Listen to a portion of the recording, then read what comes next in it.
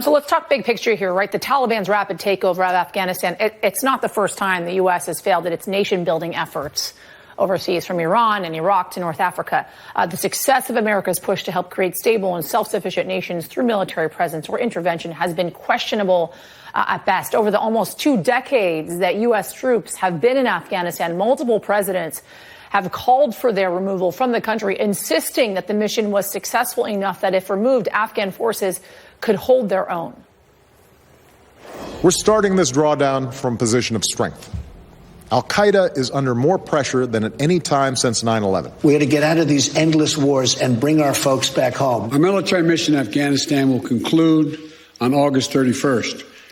The drawdown is proceeding in a secure and orderly way.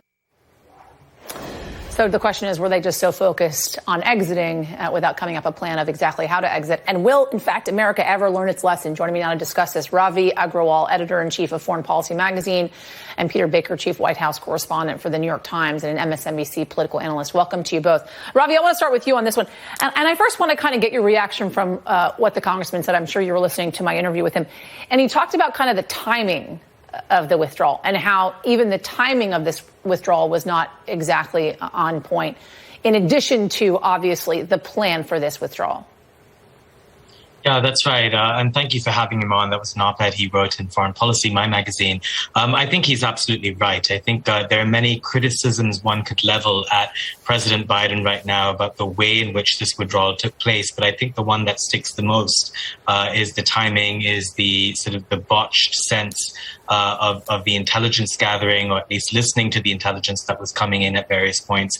But the point that, were this withdrawal to take place during the winter season when the Taliban would be less likely to be mobile, that's very hard to disagree with. So it seems in that sense that there is some merit, at least, to the theory that this could have waited, and that working backwards from sort of the 9/11 self-imposed deadline, in a sense, ended up being self-defeating. Let's try to answer, Ravi, if we can, this kind of bigger question that I posed coming to the both of you. And that is, will America, and Peter Baker, I'd love you to weigh on this as well, learn its lesson when it comes to nation building and trying to democratize nations, especially over in the Middle East? You talk about Afghanistan. I mean, the long history the United States has with Afghanistan. You look at what's happened in Iraq. You think about the history with Iran dating all the way back to the mid-50s when they took Mossadegh out of power there, and how that worked against them as well, putting the Shah in power.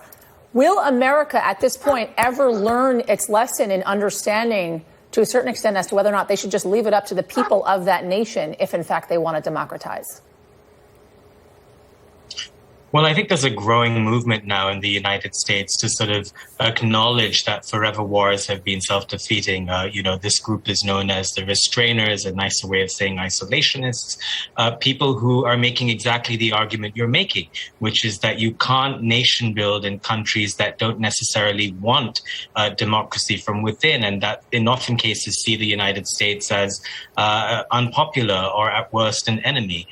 In those kinds of countries, and we've seen the U.S. faced many setbacks, whether it's the Shah of Iran in 1979, U.S. disengagement from Lebanon in 84, the withdrawal from Somalia in 94, the occupation of Iraq. There is so many examples to draw on, not only from U.S. history, but also going back further into British imperial history, where it became very clear that there were many countries around the world that had strong anti-colonial impulses, and that simply because of that were more likely to fight Western countries off over time. I mean, we all have heard the great famous Taliban line, you have the watches, we have the time. And the clock was ticking, in a sense, on Afghanistan, right from 20 years ago to this moment. Given all of that, I think a better way of looking at U.S. involvement is to see more specifically what is in its strategic interests at the current moment. And I think the Biden administration will argue that Afghanistan was simply not, staying there was not in their strategic interest anymore. Instead, it took attention away from China and from the fight against climate change. It's interesting you use the word want as to whether or not they want democracy. And the question can also be whether or not they can even sustain democracy in a place like Afghanistan. Peter Baker, I can't help but wonder, and I know this is kind of more of a philosophical, big picture kind of conversation that we're having. And I know the White House is dealing with the immediacy of what's happening on the ground in Kabul, which they very much should be. These are people that have sacrificed their lives for Americans for 2 decades now. But is this a conversation you foresee happening inside the walls of the White House going forward, especially when it comes to kind of strategically the benefits it has to the United States? Yeah, look, I think there's going to be a hangover from this for years to come, long after this administration is over. In the same way that Vietnam sort of, framed our debate about the use of military force and the times when it makes sense or not makes sense to apply, military pressure overseas for years after we got out. This is going to, be something that presidents going into the future talk about for a decade or more, I would guess. And there is a real question about the utility of nation building. Obviously, nation building right now is a term with a bad odor about it. It feels like it's a mistake on the part of America, given the experiences and the failures that Ravi just talked about. Remember, America felt like there had been a time when we actually did do this right. We helped Germany rebuild itself and create a new nation after World War II. Same with Japan.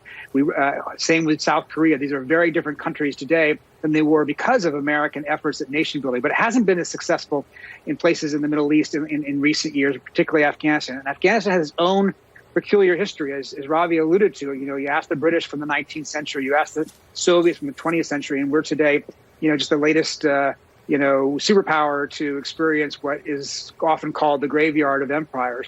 Now, it doesn't mean that there's not some way of finding, ways to help other countries build better societies that are in tune with their own values, as well as the values of freedom for all. I don't think that freedom or democracy are inherent to one particular type of people or one part of the world. But, obviously there are going to be lessons to be learned about how you go about doing that, how you do that with a partner that wants that, how you do that in a way that is sustainable. And the problem, I think, one of the biggest problems I think that we've learned from Afghanistan is the Taliban was not a foreign force. It was not an outside occupation. It was not al-Qaeda, which was basically an Arab group that had insinuated itself in Afghanistan. The Taliban, unfortunately, were part of Afghanistan. There is a significant part of the DNA of that country that has led to the Taliban's continued resilience over the years. And I think that we've now seen the results of that. Peter, let me just read quickly from a piece that you wrote for the New York Times, kind of talking about what Biden ran on, and that was competence and empathy, as you put it in the title of this piece. The tumultuous endgame of Mr. Biden's withdrawal has nonetheless undercut some of the most fundamental premises of Mr. Biden's presidency, that unlike his erratic, self-absorbed predecessor, he brought foreign policy seasoning, adults in the room judgment, and a surfeit of empathy to the Oval Office. I hope I pronounced that last word correctly. Not sure if I did, Peter, so correct me if in fact I did it. Nonetheless, this could have feasibly been somewhat of a slam dunk for the president, considering what he ran on, and it hasn't been at all. Yeah. No, I think that's right. Look, it's one of those words, by the way, you write, you don't tend to say very much, right? Right. But here I am on national television having to say it. Thank you, SATs, or not, I guess. Sorry about that. But, you're right. I mean, what's I think surprising to a lot of people is that the idea that Biden could be presiding over such a debacle is antithetical to what we thought we were getting in him. Now, we've known him on the national stage for so many years.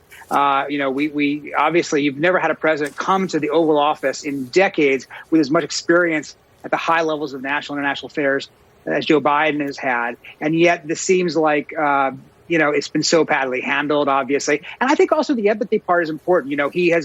He expressed the feel your pain style of politics so well last year, especially in the middle of COVID, that it felt like a great contrast to Donald Trump, who couldn't have seemed to connect to people's pain. In this case, the president has come in front of the public a few times this week without ever really seeming to kind of share the suffering and understand the humanitarian tragedy that's happening on the ground there, not just for Afghans who work with Americans who may, in fact, still manage to get out if they manage this operation better, but for the 38 million Afghans who are going to remain behind, who are going to be living now under a regime that is about as brutal and about as vicious as any we've seen in modern times. And you haven't heard him talk about that in the way you would expect Joe Biden to do. Yeah. Peter, Ravi, appreciate it. Thank you, guys.